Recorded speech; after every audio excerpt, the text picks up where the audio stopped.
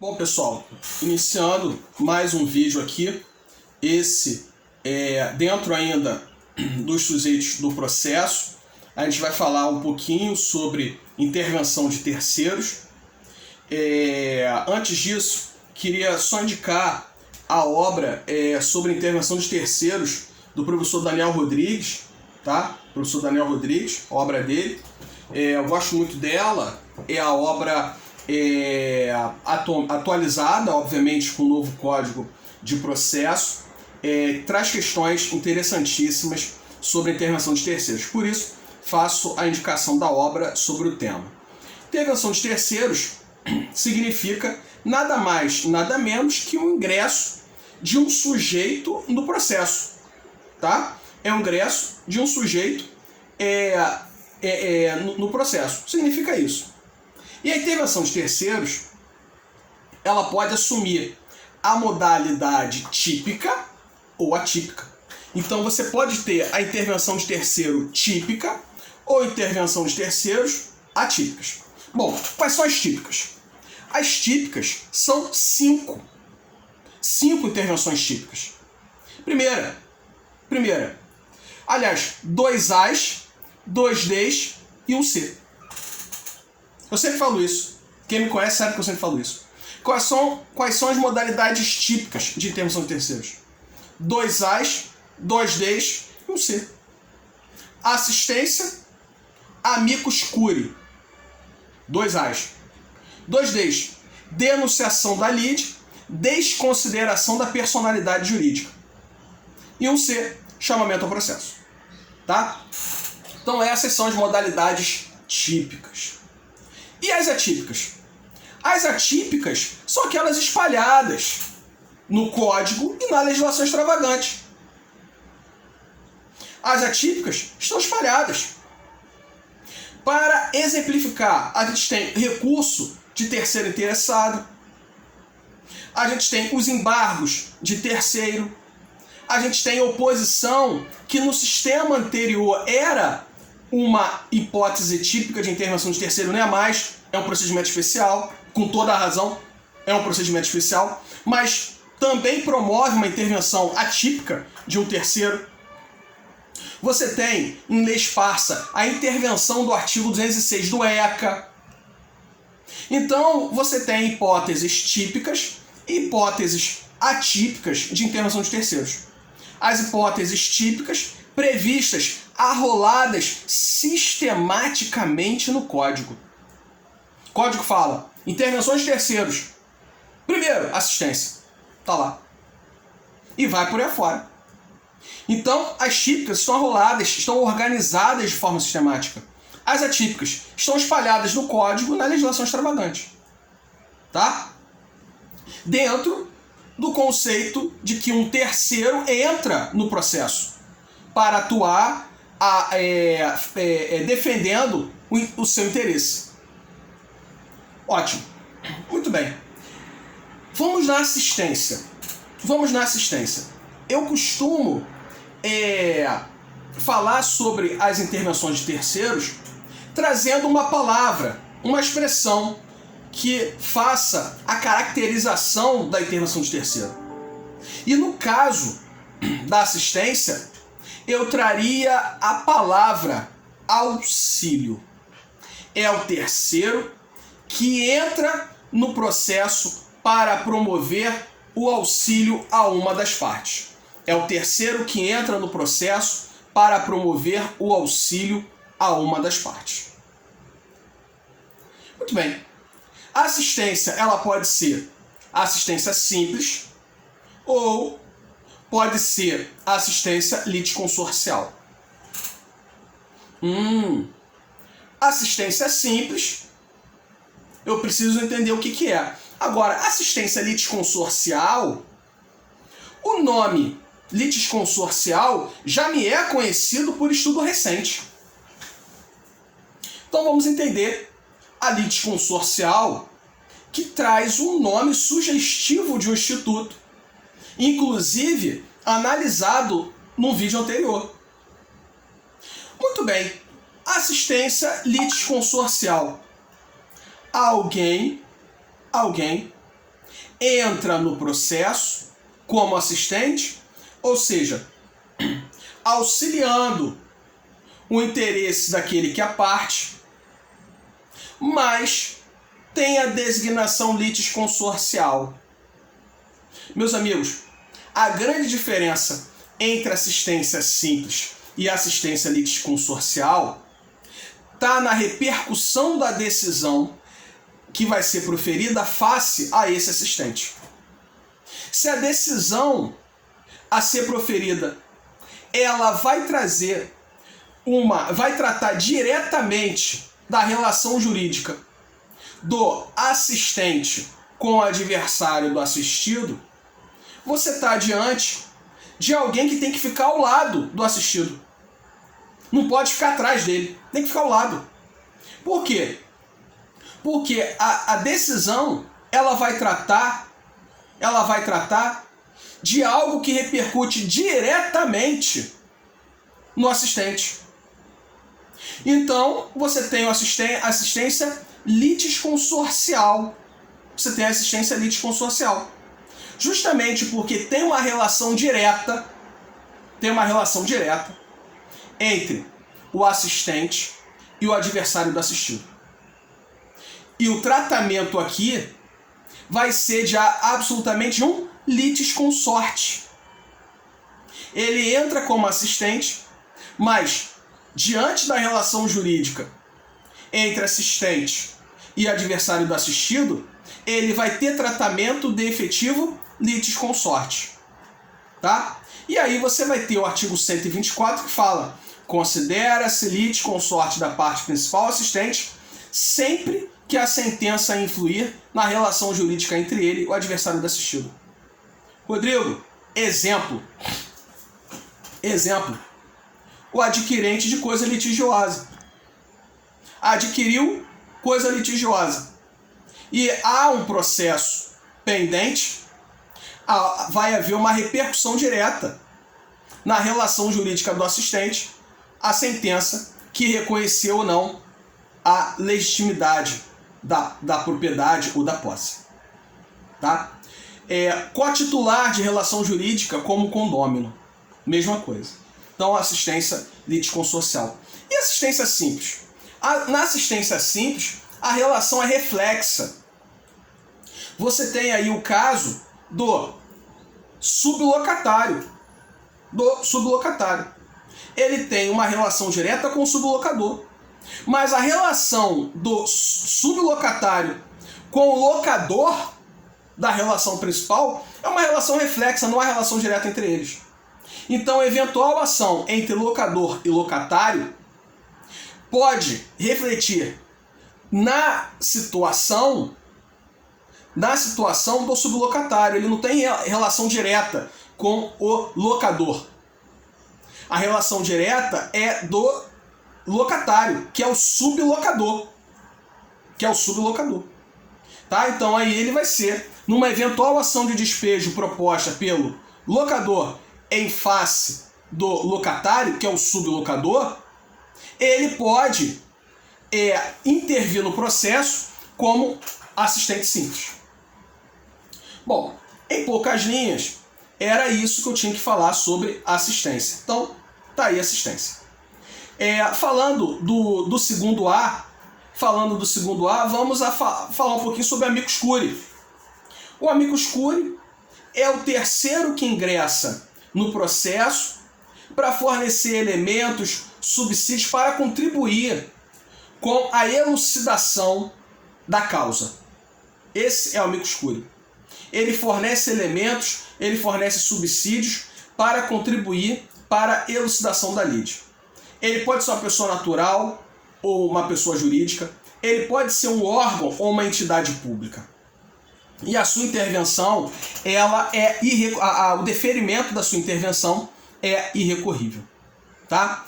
É importante também dizer que esse amicus curiae, que essa pessoa que é o amigo da corte, que vai intervir para levar subsídios, levar esclarecimentos, ele tem que ter a representatividade adequada, representatividade adequada.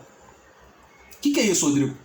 A atividade que ele realiza deve ter pertinência, deve ter relação com os subsídios, com a ajuda que ele vai dar no processo.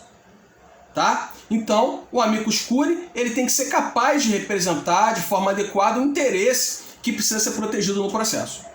Então, tá aí, 2 As, né? Os 2 As, assistência e amicus curiae.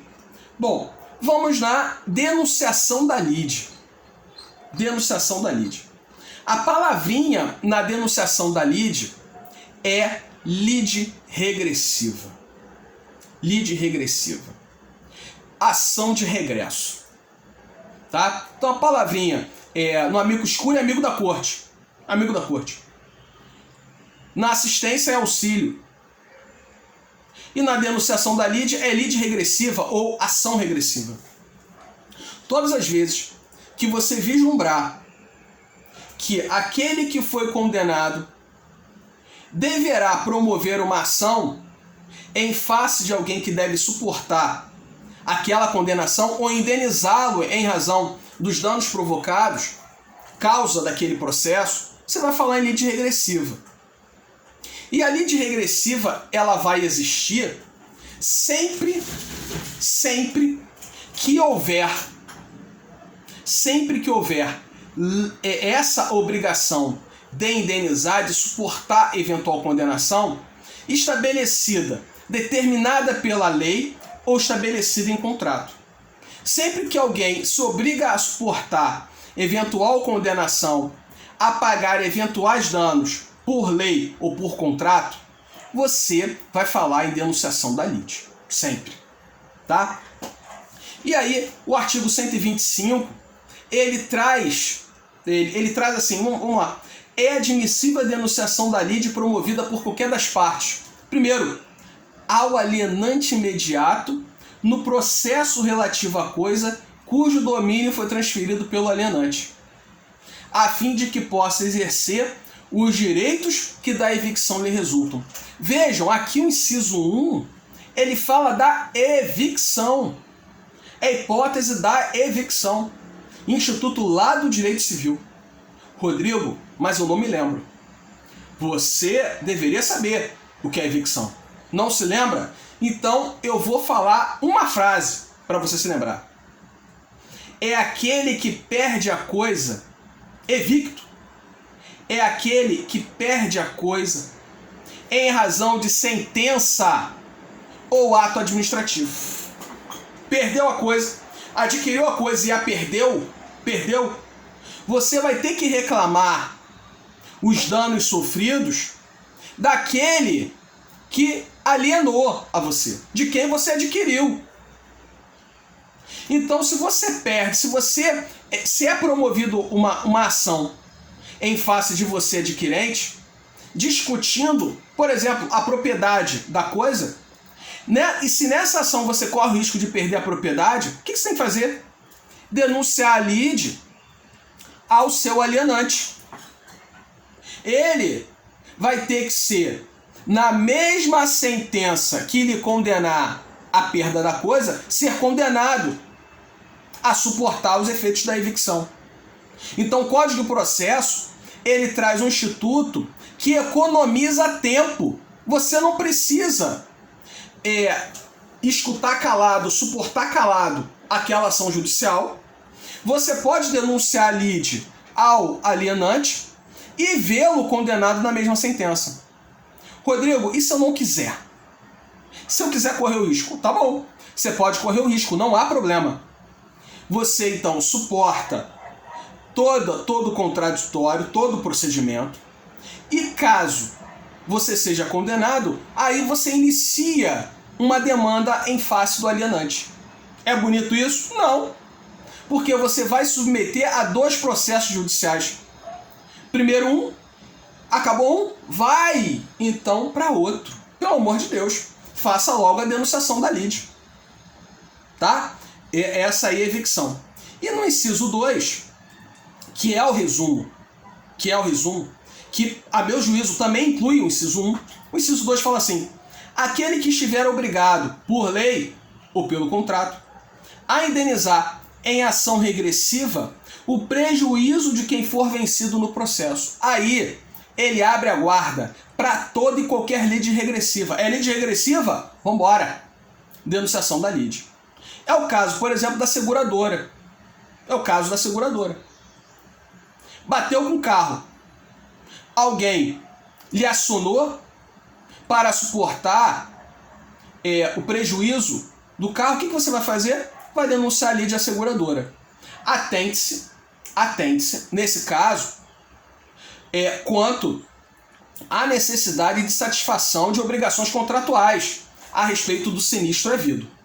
Tá? Você pode, a denunciação da lide, ela poderia ser cabível se você informasse do sinistro num prazo XPTO. Tá? Na vida prática, como profissional, como advogado, eu já enfrentei essa situação, a discussão de uma ação. Tá? Denunciamos a lide e a seguradora veio questionar que o sinistro não fora informado no prazo. Qual não foi a surpresa dela? Que o cliente tinha o comprovante que havia comunicado o sinistro no respectivo prazo. Isso porque, à época do sinistro, ele submeteu o contrato e propriamente o sinistro registrado ao escritório. E ao ler o contrato, identificamos o prazo que tínhamos que comunicar para eventual denunciação da lide, como de fato sabíamos que a ação ia vir. O sinistro foi de tal monta que nós tínhamos certeza que qualquer indenização que o cliente fosse pagar naquele momento não iria afastar o eventual processo judicial. E o processo judicial veio. Ao ser citado, no prazo para a contestação, denunciamos a lide à seguradora. Aí a seguradora veio dizendo, olha, não foi comunicada do sinistro como contratualmente previsto. Negativo. Tá aqui, ó, a comprovação da notificação entregue, carimbada pela própria seguradora, de que no prazo do sinistro recebeu o comunicado devido. Tá? E aí a denunciação da lide ocorreu, o cliente de fato foi condenado e a seguradora também fora condenada a suportar o prejuízo do cliente na mesma decisão judicial. Tá? Então tá aí a denunciação da lide. Sobre ela ainda, eu queria falar sobre a denunciação em cascata. Era um assunto discutido no código anterior, se cabia ou se não cabia a denunciação em cascata. O que é isso, Rodrigo, denunciação em cascata? Suponha que A propõe uma ação em face de B. B, ao ser citado, denuncia a lide a C. C, ao ser citado, denuncia a D. E assim sucessivamente. Isso seria a denunciação em cascata. A grande pergunta é, no sistema jurídico brasileiro, pode haver denunciação em cascata? Mas, tecnicamente falando, a denunciação per saltum. Pode haver isso? A denunciação da lide em cascata, denunciação per saltum.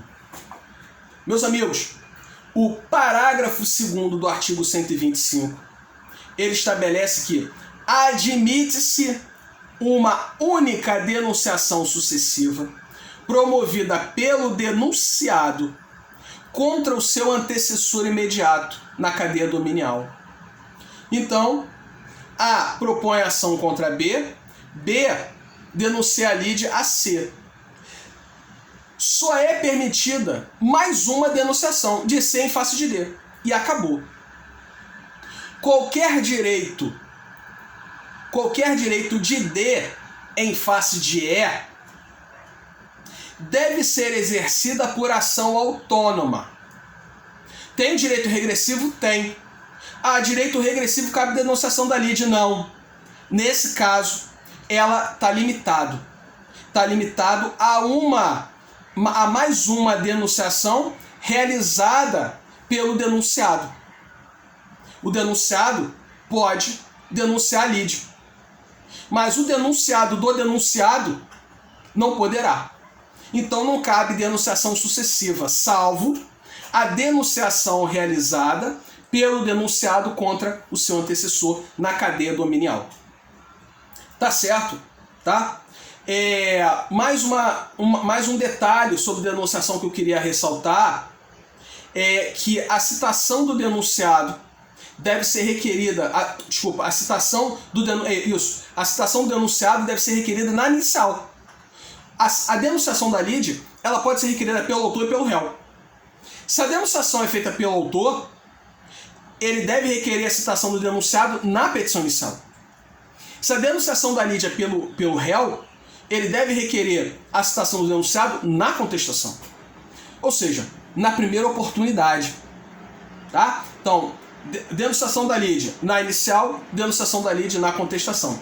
E o detalhe importante é que a denunciação pode ser realizada pelo autor e pelo réu. Você pode, voltando aqui à assistência, você pode ter assistência tanto pelo autor ou também alguém assistindo o réu. Tá? Muito bem, falei para vocês que eram 2 As e falei, portanto, sobre assistência amicus curiae. Falei para vocês que eram 2 Ds. Falei para vocês sobre denunciação da lide. Cadê outro D, Rodrigo? Tá bom, vamos falar agora. Desconsideração da personalidade jurídica. Um instituto interessantíssimo. É um instituto interessantíssimo. E um detalhe importante é que no sistema anterior não figurava como uma intervenção de terceiros típica. Não era uma típica intervenção de terceiros. Na realidade, a desconsideração da personalidade jurídica era uma intervenção, mas não era tipificada, não estava sistematicamente organizada como uma intervenção típica. Mas ela veio, então, no sistema processual de 2015, trazida lá para o artigo 133 como uma hipótese de intervenção típica. Na realidade, o que é isso? O que é isso? É a citação de um terceiro em razão de fraude, em razão de ocultação patrimonial. Tá lá no artigo 36 e fala assim: o incidente de desconsideração da personalidade jurídica será instaurado a pedido da parte ou do Ministério Público, quando o Ministério Público lhe couber intervir no contrato. Tá? Então, todas as vezes que houver ato fraudulento, desvio de finalidade do sócio, você vai afastar o biombo que divide sociedade do sócio para que o sócio responda diretamente com o seu patrimônio próprio. E essa desconsideração pode ser requerida pela parte ou pelo Ministério Público. Em quais fases eu posso requerer isso, Rodrigo? Quando eu posso requerer isso? Bom, você pode requerer isso em qualquer fase do processo de conhecimento. Em qualquer fase do processo de conhecimento. Você pode requerer que a inclusão do polo passivo do sócio. Não, estou propondo ação em face da sociedade empresária. Mas houve um ato fraudulento, houve desvio de finalidade, houve ocultação de patrimônio. Tá, entendi. Então, nesse caso, você pede a citação do sócio. Tá? Desconsideração da personalidade jurídica. E falei que pode ser em qualquer fase do processo de conhecimento, mas é um instituto próprio, com a característica dele, que é justamente um instituto afeito, muito bem relacionado à fase do cumprimento de sentença ou da execução por título extrajudicial. Então, a desconsideração da personalidade jurídica é um instituto próprio do cumprimento de sentença ou da execução. Mas ela pode ser requerida em qualquer fase do processo de conhecimento. Tá? O terceiro é instaurado, portanto, a desconsideração. O terceiro é citado para apresentar sua defesa no prazo de 15 dias. Ele se defende disso. Até porque a ele é imputado um desvio de finalidade, um ato fraudulento. Então ele tem que se defender sobre isso. Então você tem um procedimento próprio da desconsideração da personalidade jurídica. Tá? Um instituto lindíssimo. Teve, inclusive, não vou tratar do tema aqui, repercussão da Lei da Liberdade Econômica em face desse instituto. Mas não vou tratar do tema aqui. Tá? Bom, falei para vocês que eram 2 As, 2 Ds e um C. E a última modalidade típica de intervenção de terceiros é o chamamento ao processo. Rodrigo, qual é a palavra que bem designa o chamamento ao processo? É a solidariedade. Solidariedade. Tem mãozinha dada, eu costumo brincar assim, né? Quem me conhece sabe. Tem mãozinha dada, é solidariedade. Os devedores estão de mãos dadas. Então, você pode se valer do chamamento ao processo. Começou a questão da prova, da sua prova, seja lá qual prova, relatando que existem devedores solidários, processualmente deve acender a luz amarela do chamamento ao processo. Começou a questão falando que são devedores solidários, a obrigação é solidária, a luz do chamamento ao processo deve acender. Não que a resposta seja isso, tem que tomar cuidado, obviamente, vai ler toda a questão. Mas se observar que a questão é de inserir no polo passivo um dos devedores solidários, chamamento ao processo. Tá? Então, consiste, portanto, em chamar ao processo os outros devedores, que também vão atuar como parte no polo passivo da ação, sendo condenado na mesma sentença. O artigo 130 fala do afiançado na ação em que o fiador é réu, dos demais fiadores na ação, na ação proposta contra um ou alguns deles. E no inciso 3, ele abre o jogo. E comenta da solidariedade. Ele fala dos demais devedores solidários quando o credor exige de um ou de alguns o pagamento da dívida. Meus amigos, lá no direito civil, você deve ter estudado o que é uma obrigação solidária. Ela pode ser cobrada de um único devedor. A integralidade dela pode ser paga de um único devedor. A é devedor solidário com B. C pode cobrar só de A dívida toda. Pode, Rodrigo? Pode, direito civil. Depois A vai se entender com B. Cada um vai ter que arcar com a sua cota à parte. Entre uma relação jurídica interna entre A e B. Agora, em relação ao credor, o credor pode demandar qualquer deles, e geralmente demanda quem tem mais possibilidade de pagar. Né? Pode exigir a dívida toda de quem tem mais possibilidade de pagar. E aí vai caber ao devedor demandado chamar ao processo os demais devedores solidários. A sentença de procedência, né, vai valer como título executivo justamente em relação a essa relação jurídica interna. Tá bom? Meus amigos, falei então das hipóteses de intervenções típicas de terceiros, tá? A gente continua ainda os nossos vídeos numa outra oportunidade, tá bom? Muito obrigado a todos, até logo, pessoal, bons estudos!